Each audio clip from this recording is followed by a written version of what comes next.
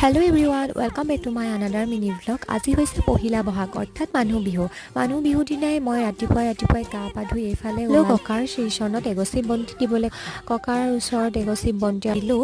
তাৰ পাছত আহি গ'লো আইতাৰ ওচৰত সেৱা কৰিলোঁ, সৰু আইতাৰ ওচৰত সেৱা কৰিলোঁ, মাজু আইতাৰ ওচৰত সেৱা কৰিলোঁ। তাৰ পাছত এফালে ওলালোঁ আমি ৰংঘৰলৈ বুলি। পাহি আহিছে, মই আহিছোঁ আৰু এইফালে আমাৰ গীতা আহিছে, লাকি আৰু ইমান গাড়ী জাম লাগিছে। আহোঁতে আমাৰ বহুত দেৰি হ'ল আৰু আহিয়ে ছোৱালী মানুহ যে কাপোৰ ঠিক কৰাতহে সকলো লাগিছোহি।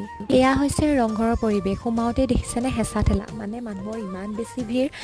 অকণমান চাহ লৈ আমি বহিলোহি। এয়া চাওক ৰংঘৰৰ বিহু। আমি এযোৱা হুঁচৰিহে চাবলৈ পালোঁ, খুব বেছি ভাল লাগিলে। এযোৱা হুঁচৰি বহুত টাইম গাইছিলে। চাওঁতে সন্ধিয়াই হ'ব হ'ল আৰু সেইফালে মানুহ ঘৰা-ঘৰি গৈছে। ৰাতি কিন্তু প্ৰগ্ৰেম আছে। আমি যিহেতু ৰাতি প্ৰগ্ৰেম নাচালোঁ, সেইবাবে আমিও উভতি আহিলোঁ। ঘৰ পাওঁতে ৰাতিয়ে হ'ল। আজিলৈ আহিছোঁ দিয়ক, বাই।